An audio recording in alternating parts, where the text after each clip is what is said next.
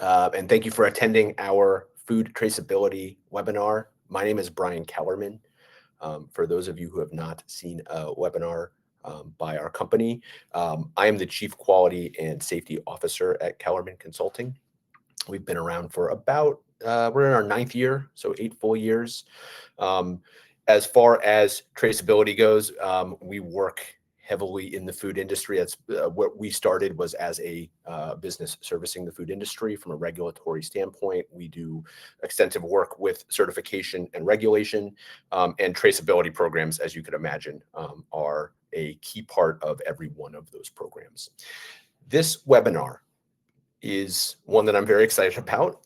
We are going to try to cover traceability, not at a basic level. We're not going to define traceability issues. For those of you who are brand new in industry, we have a link to training videos that we have that will point you to that will go into the very basics of traceability. What we want to talk about today is at a higher level to bring in all of the things that we have been seeing over the last couple of years as it pertains to traceability in the food industry, some higher level things that are not just normal doing traceability and doing trace exercises and mock recalls. We want to get into some of the more unusual things that are coming up, make sure that that information is being shared to everyone. Beyond that, we are going to talk about FSMA 204. I did get a question, and I'll get to that in a second. We're going to talk about FSMA 204. We're going to talk about this ending of best by dates, the sell by dates in California and what that means in industry. With that said, I actually have an old client that is using the chat menu, and I do want to bring up that if you will use the chat function of this webinar, you'll be doing me a huge favor, and I will answer every question that you pose. Sandy, it will be pertinent to tail bangers. I think we're going to talk a little bit about the use of the electronic programs and where that's at. FSMA 204 does not apply to tail bangers. I will tell you that. So if this is not for you, you may not want to continue on. What I will say is that because traceability is so fundamentally different across every facility and every operation, you may have questions about your business as far as how traceability may work or issues that come up, whether it's about FSMA 204, whether it's about some of the other issues that we're about to discuss. If you put a question up on the chat function here, I'll answer it in real time. And it's one of my favorite things about webinars.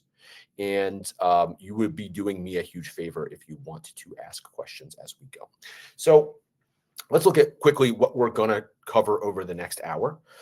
We're going to talk about effective traceability. Again, we're not going to talk about what traceability is, but when we're looking at the contours of establishing unique identifiers throughout operations, how do we receive, how do we manage our materials in operation? What does it look like when we're shipping things as far as traceability? We are going to talk about what it means to effectively do those things. We will touch a little bit on rework. We are really going to spend some time on bulk. And I wasn't quite sure whether I really wanted to talk a lot about bulk traceability. And I see in the attendee list so far a bunch of people in industry that probably have bulk containers, silos, tanks, and things of that nature. So I'm very excited. Even if you don't have bulk in your facility, I think that you will derive some amount of importance thinking about it, and it may pertain to how you do some certain sort of unusual traceability. We are also going to discuss the best by, use by, and expiration dates. So we will be covering that. FSMA 204 is going to get a pretty good overview. I'm going to tell you now, I have seen folks advertising sort of like kind of pressure webinars and messages. You need to be worrying about this. We're really not going to be talking about this from the standpoint of causing concern. We want to provide like what we know. Kellerman Consulting, we are working with people who need to address FSMA 204. We have had some folks start to implement that. So our discussion here is literally what are we seeing right as of right now, and what do we think is going to happen over the next year? It's meant to really be a reassuring thing, not a area of causing people to have stress or anxiety over it. Throughout the process, we are going to cover trace exercises. A little bit of a spoiler here for what we're going to be talking about later on. I love trace exercises. I'm a huge believer in them, and we are going to be pushing the notion of, when in doubt, do a trace exercise. You can't do too many of them. They actually don't take that long necessarily. For any of you who hear me saying do another trace exercise and you're like, I'm going to have to ruin the whole day doing it, you have problems with your traceability system. It should, and with that said, we can fix those things. You should fix those things first and then go back and do some trace exercises. They really, in a good trace system, even if we're not using an ERP system, even if barcoding is not already part of the system and you're doing it on paper, if it's done in a organized manner, a trace exercise hopefully is not going to be a major endeavor for your business or operations. And the more you do, you can always share them with FDA inspector or an FSIS inspector if you're in the meat industry. Certainly when you go through GFSI or certification audits, showing people you do lots of trace exercises, that nobody is upset by that. Okay, so let us start to peel back this effective traceability. I only have a couple things to say about this before we jump into some of the more advanced topics like bulk and FSMA 204 and expiration dates. So when we're talking about traceability, and as I mentioned, we're talking about something that is unique to your business. I only care about what is your unique identifier in a business. So whether people have fancy lot codes, whether Julian dates are being used, whether you have worked for major corporations and have these long, 18-digit barcodes that tell people when it was made on what piece of equipment and what facility, all that stuff, it doesn't really matter. What we care about is a unique identifier. And so at basic, that means one product with a product name that goes on a label or on a bulk declaration. It means a day that it was produced. And generally that'll be through a set of equipment. Whether we do things in batches, whether it's done continuously, we usually are thinking about a day and a product. And so we may establish traceability across a number of products across one day, or if we're lucky enough to work in a facility that is set and forget and we only have one product that we make day in and day out, then we're just talking about sort of separating it out day by day. That is bare minimum when I'm thinking about traceability and a unique identifier. So again, a Julian code of numbering the days. And if for those of you who do not know what Julian dates are, you can Google it and download a Julian calendar. Each day is given a number, 1 through 365 for a normal year and 366 for the leap years. And you can literally just identify a product by saying, like 110 is the 110th day of the year. I'm guessing that's going to be something like March 25th or something like that. Okay, so we need to have a unique identifier, whether we are doing hard copy or electronic tracking of our traceability. So whether I'm handwriting down the trucks that come in or tankers, whether I'm writing down batch records by hand and shipping records by hand, or if I have some kind of ERP or MRP system or batch coding system that I'm using for traceability, either of those are fine. No one's allowed to tell you what you have to have. And I hope that that is clear to folks. And if you have anxiety of, am I doing traceability correct? You either can keep track of what you are doing or you can't. And your comptroller or accountant is going to be just as upset with you as the FDA is or the state that you operate in. You need to have control over what comes in the facility. You need to know when you're using it. You need to know when it ships. The government cares a tremendous amount when it comes to recall.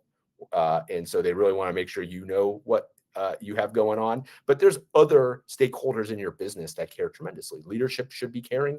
Certainly the financial folks should definitely care.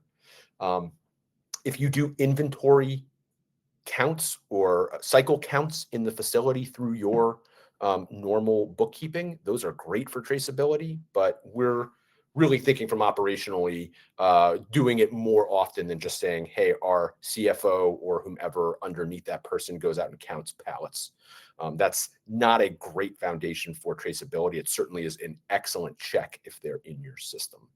And lastly, I'll say, just on general, when we're working with clients, the folks who have great traceability systems cannot wait to talk about it. It is one of our clients' favorite things to share with us. Please let us show you our traceability. Please let's do a trace exercise, right? And even when we tell them like, no, if you say it's good, it's fine, they usually wave us off and they say, no, I have to show you. This is really great. And that's how you know you have a good trace system, is when you're looking to show it off. And I will say, when I first got into industry, it was one of the first projects where a client was like, please let me do a mock recall so I can show you I can do it in less than a minute. And it didn't occur to me how much people would love to share that.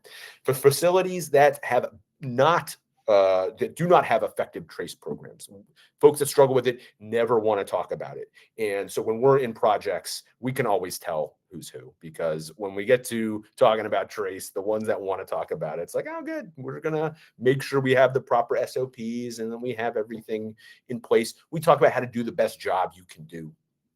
But usually it's a very pleasant conversation. And for folks that do not have, where we need to spend a lot of time figuring out the basics of traceability, those folks don't want to talk about it, and it's anxiety inducing. And for those of you who are listening now, probably know who you are. You probably are like, oh man, I hate talking about this, or yeah, this is awesome. And I've never had anybody give me negative feedback on traceability. As I mentioned before, we're not, for the rest of this webinar, going to be going over step-by-step how to do traceability. The assumption here is that if you are new to it, if you're new to this and you are looking for how to trace, Phoebe Kellerman, who helps me with the marketing here, she's going to send out this webinar. So you're going to get this slide.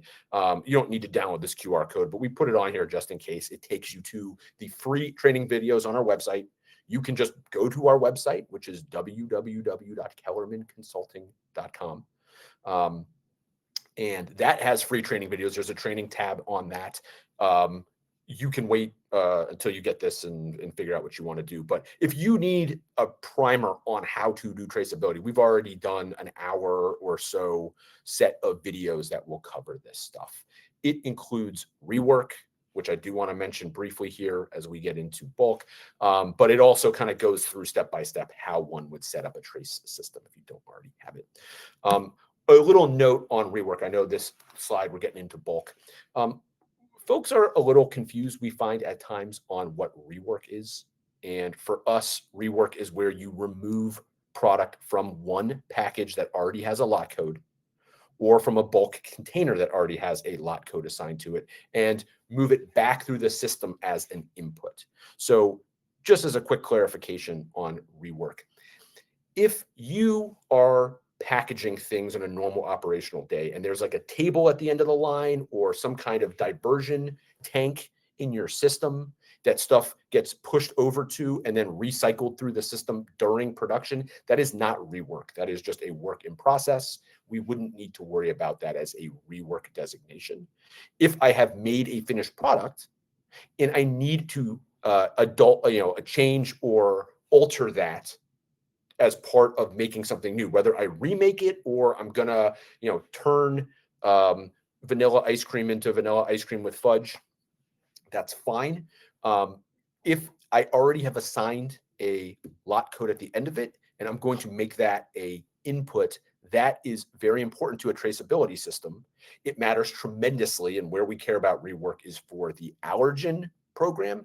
If we're going to make rework, people often get confused because the finished product had one allergen designation. And if I'm going to add an allergen, so if I take vanilla ice cream and turn it into a fudge swirl with nuts, I have to remember that my milk allergen is now milk and peanuts or tree nut.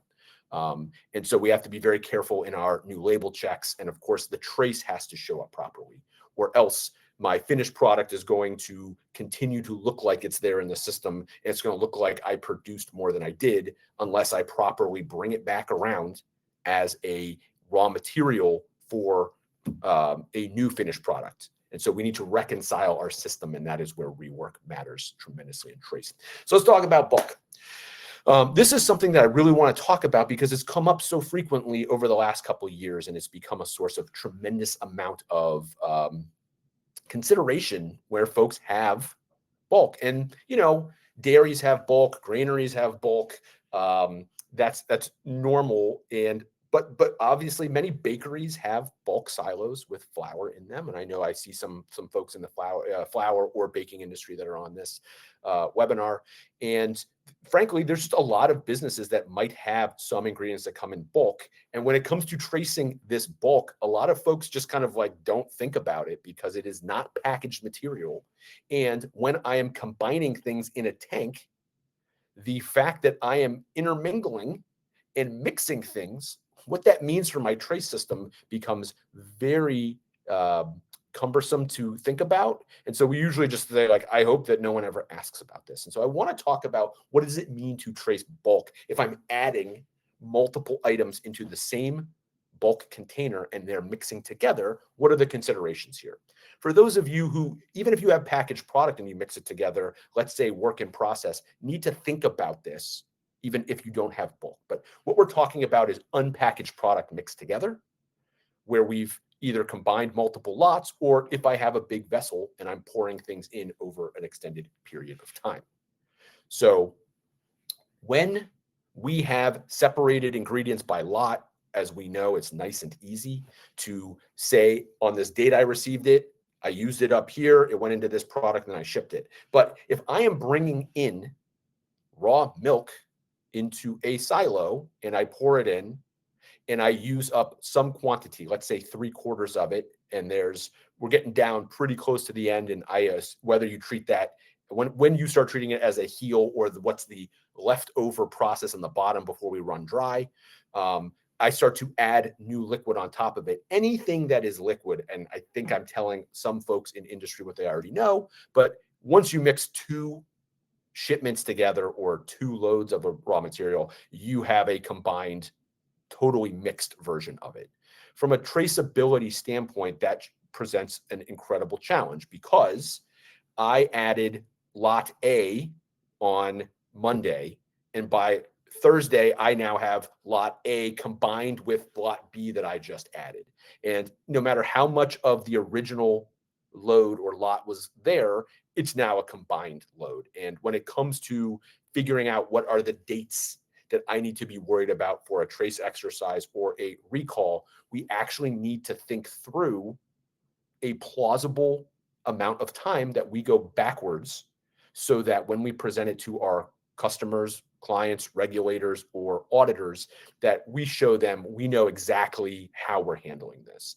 There really is not a perfect scientific way to approach the intermingling of 2 liquids, right? It's separate of your basic chemistry class where they're like, yeah, you pour 2 liquids together, they mix. Whether it's an homogeneous or a heterogeneous mixture, doesn't matter to us in the food industry. If I am mixing a contaminated product with an uncontaminated product, it's all contaminated now. And if I poured uncontaminated product into something that, even if a small amount of the contaminated product, I am now recalling all the way back from what was the contaminated lot. But everything I poured into that silo is also going to be considered contaminated. Now, there is a certain window of time we can present if we have good math and if we are very diligent in saying, like, this is the time range that the contaminated product was there. We can present that as definitive, and we can recall product to a limited time frame, or we can do a trace exercise to a more limited time frame. But we need to have that equation ready to go. And so what I am advocating here for anyone that has bulk, please start a list of each vessel you have. So whether you have a silo, a tank, a bin, whether you have work in process in some of your operations in which there are commingling in a somewhat of a bulk container standpoint, make a list for each one of those containers and the amount of time it takes you to empty it out completely. Now, for a work in process hopper, you might empty it out every day, in which case this is irrelevant. However, if I have a part of a line in which I'm pouring things into a vessel and my drawdown is not every day, then I really do need to at least identify on a normal operational setup, how quickly that goes from full to empty. And that calculation needs to be checked every year. So if I have a GFSI program or a regulatory program, I should check that list. So make a list of your bulk containers and how long it takes to draw it down completely. Again, many of you who have bulk in your operations will not draw it down to empty or dry because you can damage pumps and motors in those systems. So you need to probably have a slight estimate of what it takes. And many production managers already know that, have this information pretty much locked down, but it should be in writing. And this way, when you are intermingling, you can go backwards based on a normal operational run. So if it takes me 4 days to empty a silo, and I have run for 3 days and I added product new to it, then I'm going to go back 4 days and probably forward 4 days. And this way I can say I should have covered all of the bulk material that could have run through my system. If you want to go extra days just to be safe, so be it. But it is that list that is already in place with the amount of time it takes to empty out a bin or a vessel is incredibly important if you are going to have to do a trace exercise or a recall. Having it in writing is what an outsider would reference. And so you're correct when you have it written down how long that takes, and when that becomes the basis of how you handle a traceability or recall event. So again, for those of you with bulk, that's a no-brainer whether it's coming into the facility or going out of the facility. For those of you with work in process bulk containers, you also want to consider doing this. And so even though you may have never had anybody ask about it yet, it's something that can come up during an inspection. Well, if it's something gets contaminated inside of a vessel, how many days of product are you going to call tainted? If you have it written down, it would be this number of days. Then any outsider can use that as a reference point to say, you've already considered it, and we're going to accept this as valid for running a trace or recall exercise and defining the scope of potentially affected product. Lastly, if you have bulk, we should be writing down carefully what comes in and what goes out. We do occasionally see in projects folks that may not have their shipping receiving people trained up to really understand how important it is to be writing down the truck checks, or rail line checks, the quantities that came in and where it went, especially where there are things like dump pits. Folks are just like, whatever, man, the vehicles come in, they empty it out, and that's that. It's really best practice. Start now figuring this out. Like, if you can track what came in. Now, obviously, if it comes to things like granaries or dairies, you are obviously weighing on a scale. So when it comes to the incoming, you should have calibrated scales. The state should be telling you need to have these calibrated scales, and the vehicles are being weighed before they come in. If for some reason you have any ingredients that are not subject to that, considering training your folks to be documenting what is coming in and what the quantity or volume is, always for bulk and always going out for bulk, is crucial to making sure the system is well developed. I put up here a picture to talk about dry. And as we just mentioned, liquid is nice and easy. You pour two things together, they are mixed, and contamination is a very obvious sort of totality.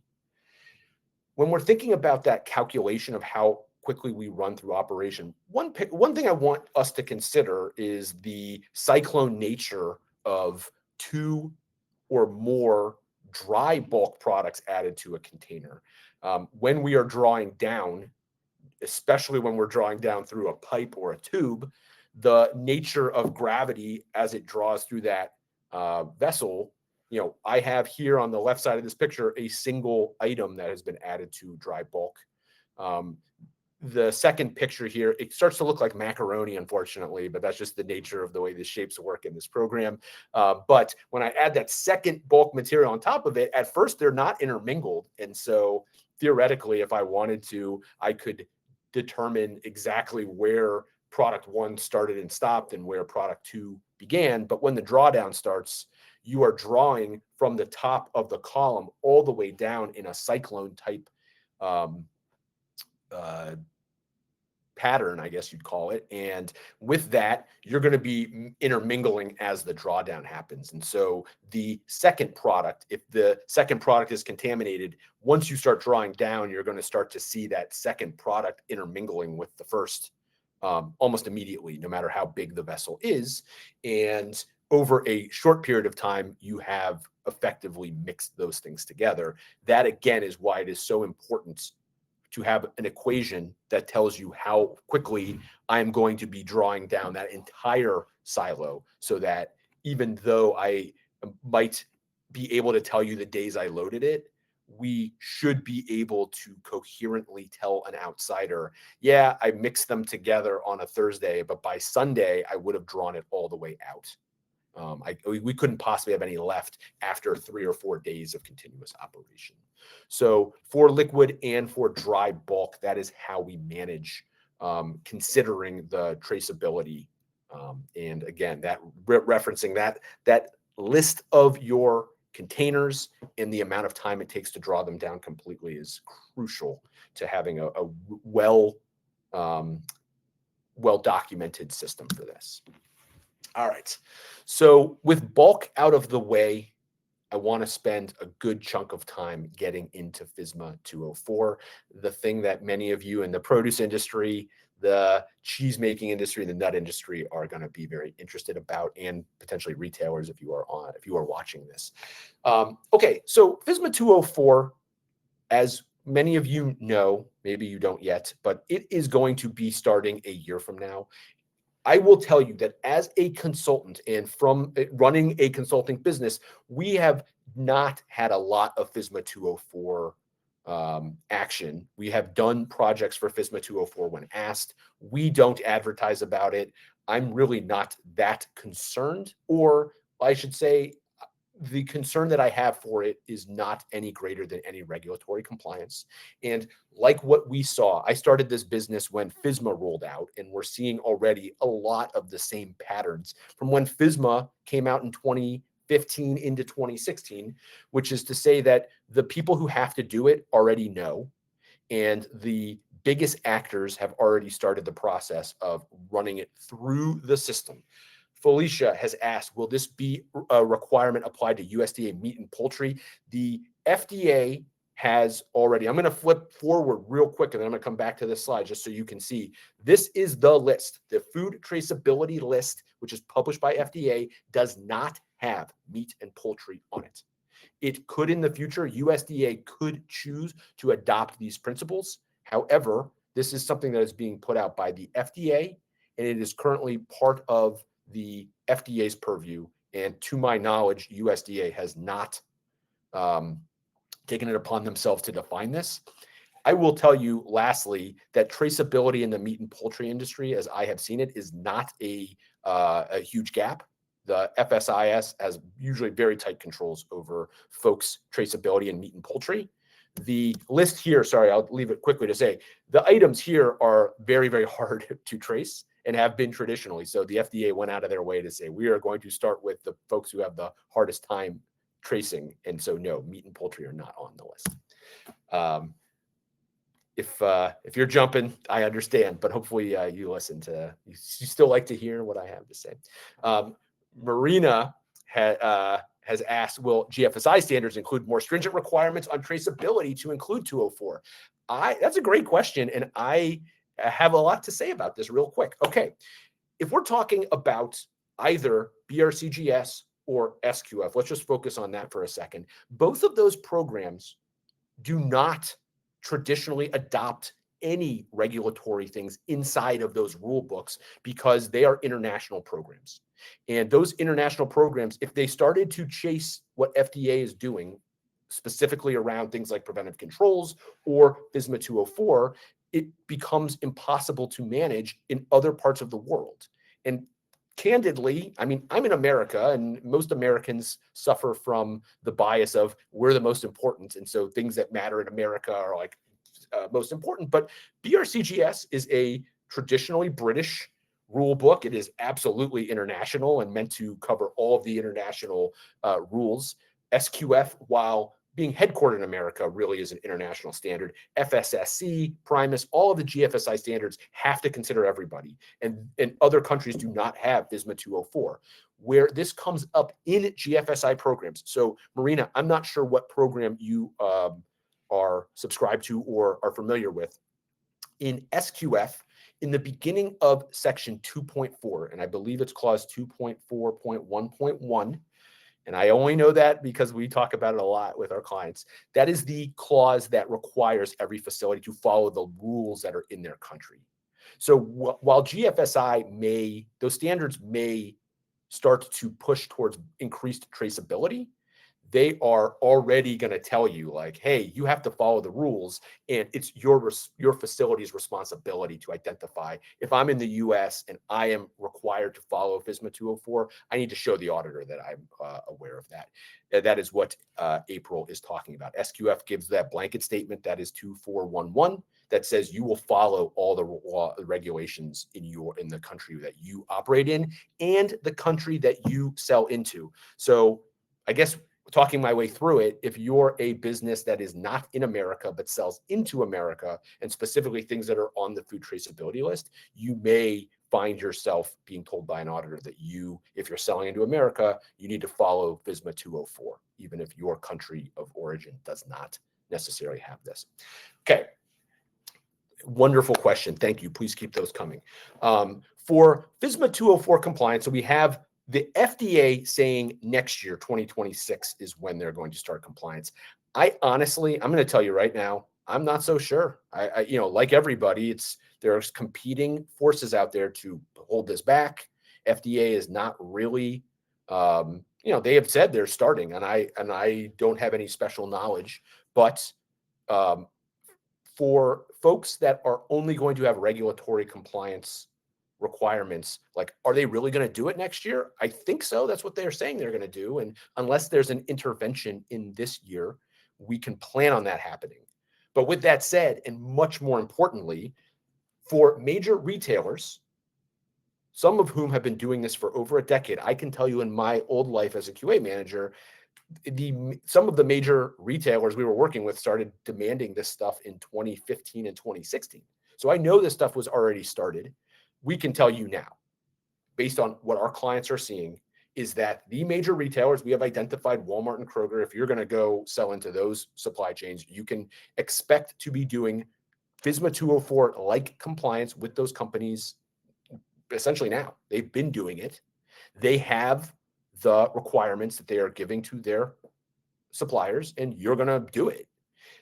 The other large companies, Whole Foods has been doing this, Cisco is doing it, and I can tell you some others that are not named here. Like, many major companies are already forcing their suppliers or telling them like it's happening now, and they have already started that process. Anyone who's told you need to do it, your QA department or QA person or whoever does procurement should be liaisoning with those suppliers and should have gotten instructions by now on how to do this properly. So what I can tell you is, like FSMA, if your customers are demanding it, you should be able to go to them and say like, okay, what exactly am I putting on? What information are you asking for? And whether I have a barcode system that needs to be adjusted to have that information, or whether I keep a spreadsheet, the customer should be telling you this is what we are looking for. And we are about to look at CTEs and what do we call them? Sorry, I always forget these acronyms. Sorry, it's the KDEs. We'll come back to this in a second. What those things are can be determined by your customers. So they can tell you, this is what you have to put inside of your traceability information, barcoded or otherwise, and send to us with every shipment. If you are in those supply chains, my assumption is that you have already started this process. If you are planning on selling into these supply chains, well, guess what? You're going to be doing FSMA 204. If you're on the list of people that have to do it and you want to play with the big boys, you're going to be doing this. So we can say like, I don't even care about next year. Now you're going to be doing it if that's part of your business model. And so if you're selling into those retailers, get ready to do it. And there's nothing scary about this. The major retailers are often they employ helpful people. They're very busy, but like if you ask them, hey, I need make sure that we liaison real quick so that I understand exactly what you need from us, and you get that ready, you should be able to comply with the requirements of your customers quickly. If you are already doing that, when the FDA shows up, just like it was with FSMA, you're already going to be compliant. If it's good enough for your customers, I believe we can safely say the regulators will defer on that. What they're going to be doing next year, if this goes through on time, is going into businesses that are not in major supply chains that don't know about this. And they're going to say, why have you not figured this out yet? So that is the state of play. In 2025, folks that are going to have to do this as part of their business model are going to be doing it. If you are a smaller business, like it is time to start figuring out what this stuff means. And we're going to talk about what it means to define KDEs and CTEs and all that real quick. But your customers will tell you in these major supply chains. That's most important. So real quick, I've already revealed this slide, but we have the food traceability list. These are the folks that are on the list now. Again, if you're selling into major retailers, you're on this list, you probably are already doing this. If you are seeing your business or some of the products that you make on this list, then if you're a pack house, or if you make soft cheeses, or you're selling just eggs, the food traceability issues are probably being considered right now. If you are a smaller business and you see yourself on this list and you didn't know about it, it's time to start planning and to start thinking about who is going to be doing this in your business and what is this going to look like. I'm telling you right now, for any business that has an ERP system, you can probably bank somewhere between 100 to 200 hours of work a year to make sure the food traceability is being done correctly. You should have, once the system's in place, there's going to be a lot of work setting it up. And we need to clarify, you might spend a few hundred hours this year setting up your food traceability spreadsheet, or making sure the barcodes are updated, your ERP system is compliant. That's going to take some time. But once it's set up, 100 to 200 hours in a normal system is probably what it's going to take. And that, if you have an overtaxed logistics department or a procurement person, you may want to consider getting them some help. It's not necessarily a full-time job dealing with the FSMA 204, but making sure that your traceability system continues to work each time you ship, making sure that you know the updates that are going to be necessary. If you traffic in these things, you might, adding new products into your offering may be more work, because it requires that you go back into your software and adjust it. So it's going to add some amount of work to your business if you have to deal with this, but it's not going to be overwhelming or daunting. I don't believe that. I think that this is going to be a pretty well-solved issue by the time we're done talking about it in 2027. Anyone who calls Kellerman Consulting in 2027 asking about this because they didn't know about it, those people, I mean, that happens, but like those businesses are generally, let's just say they've got other issues if you're waiting way after the deadline to get this stuff solved. Okay, so our biggest issues of concern here, the retailers, and this slide is what we see currently. So this is what we have seen based on our projects. We are sharing this information with you, that the retailers have their own portals, and they have specific software, that it should be of no surprise to anyone that deals with TraceGains or any of these software. Like, you want to go deal with major retailers, they tell you you are using this software and you're going to do it this way, and it's just the headache that it is. And you go through the software portals and you figure it out, and you have a person that can deal with it. That's part of this is now FSMA 204. And again, some of the people that have been doing scare tactics over the last couple of years are people that are pushing software.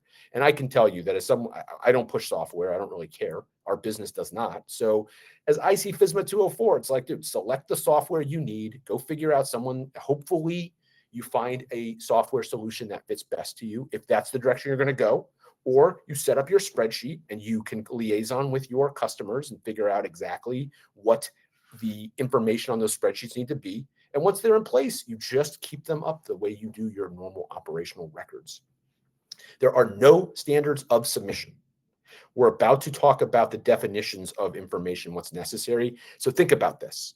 your customers are already going to be telling you, those that are requiring compliance now are telling you this is what our spreadsheet looks like, or they've given you access to a portal or software and you fill in the fields. So they're already telling you what they're looking for. And when the FDA or the state departments of ag or departments of health show up and you already have that documented, you are defining what the critical and key elements are by your supply chain. And I don't believe, based on what we've always seen as consultants that work with FDA, that they are going to, the FDA is going to come in and say, you owe us more than what this information that you're sending to your major customers are asking for. Usually they defer and they're relieved. So it is only in the absence of someone telling you what those things are that you're going to have to sort it out for yourself. And that's important. Lydia has said, in a grocery store commissary kitchen, I make potato salad and send it to the other stores. Do we have to trace the ingredients as it is a deli salad? Well, Lydia, because of FSMA 204, all those ingredients should be traced. They're going to be required to be traced to you, and you folks should be carrying that information forward. So you have to get your FSMA 204 ready information and show that you can integrate that into your system. For a commissary that is sending to multiple stores, my hope for your operation is that there is some degree of software that's already in place to help manage inventory. So my recommendation to you right now is to go back to your team and think through, could our software be slightly modified to reference some of this information and carry it forward? At least knowing what lots of the ingredients that go into the potato salad. So the potatoes are going to be subject to FSMA 204. The celery, if it goes in there, whatever, if there's dairy that goes in there or soft cheeses or something that goes into your potato salad, those items they're going to be sending you this information. They're going to have to. If you're not, for grocery store commissary kitchens, for the major grocery store commissary kitchens, for the largest retailers, they may have already sorted this out. If you are in one of the smaller retailers, then my recommendation to you is to identify those ingredients that go into the deli salad. And yes, start telling them, we need this information from you.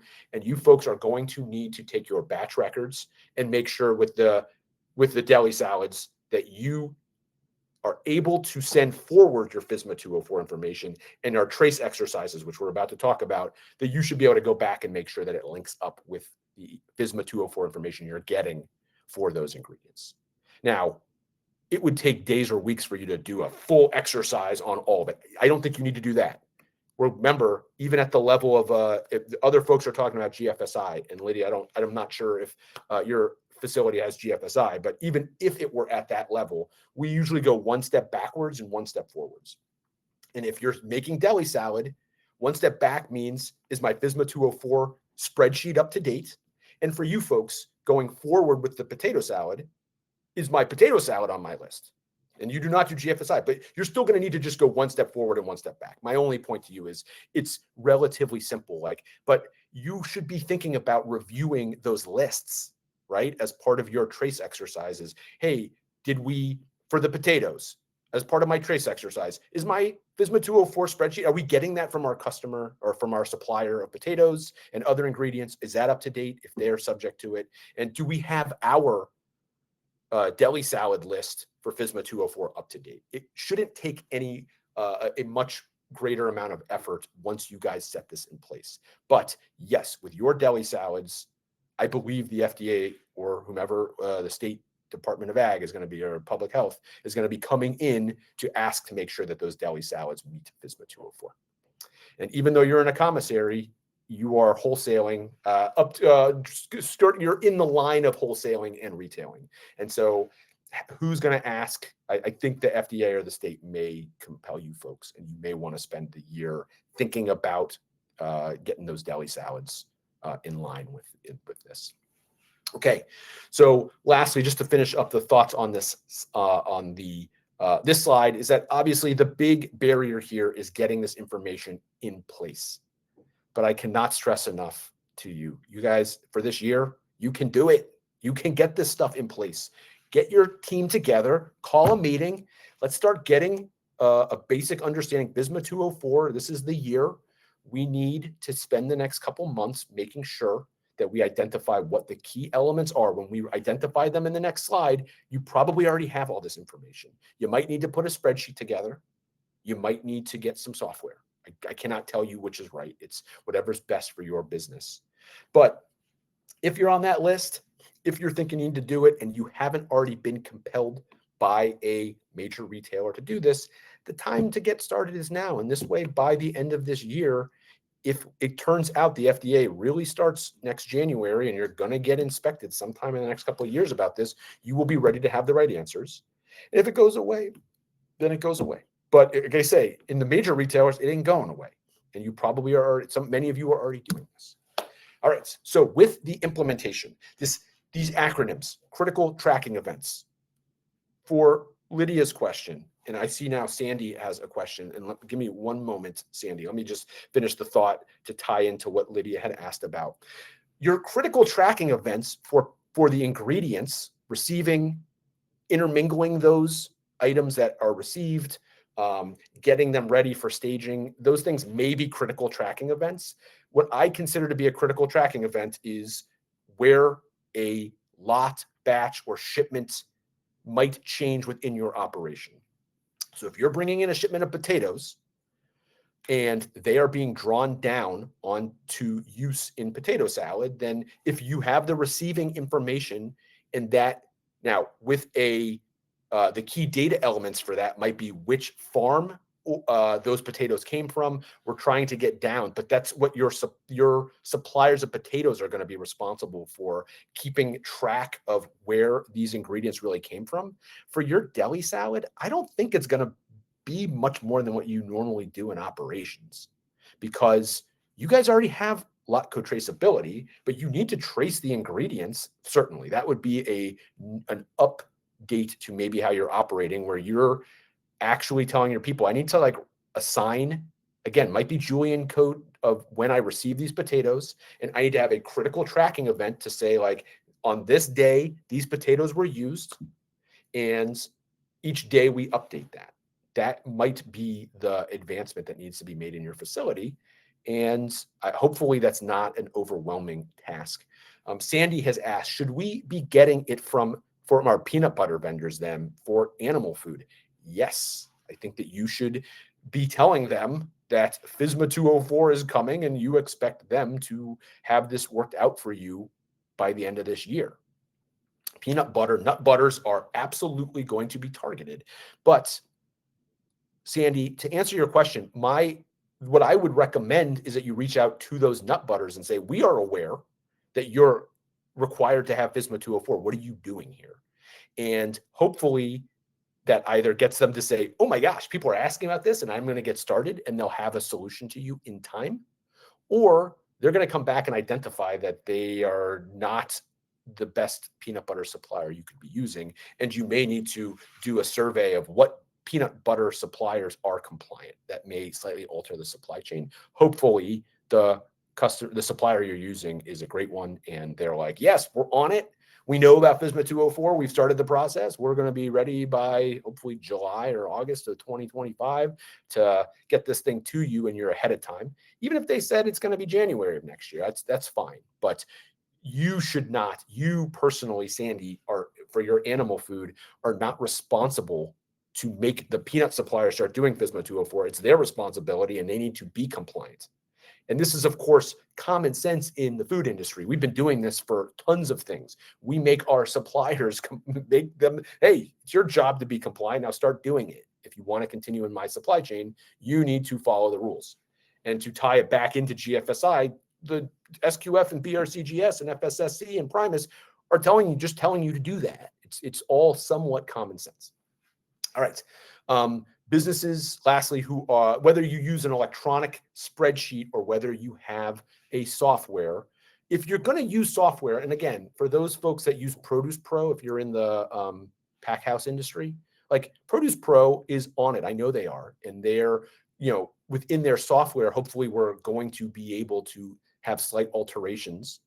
There may be barcoding that you can purchase if it makes your life easier, and you can just start barcoding, not necessarily individual potatoes or other produce, but like certainly boxes or pallets can be barcoded with that information. And then it's just a matter of making sure you've printed off the right barcodes each day, making sure that they're applied to the right pallets, like anyone that does barcoding, and again, doing trace exercises. So we have a few minutes left. Folks have been asking wonderful questions, which is amazing. We're going to leave a couple extra minutes here for any additional questions at the end. But in the meantime, what do we need here? What are we really talking about with implementing FSMA 204? We are talking about barcode creation, if that's what you're doing. We are talking about a spreadsheet in place of barcoding, if that's what you're doing. You need an SOP for this. You just need to write down who's responsible, just like always with your programs. Someone needs to be responsible for doing it. So you need to identify who that person is, and you need to write it down once you decide how you're doing it. So you need an SOP for trace, including how you're doing FSMA 204. Beyond that, you need a traceability plan.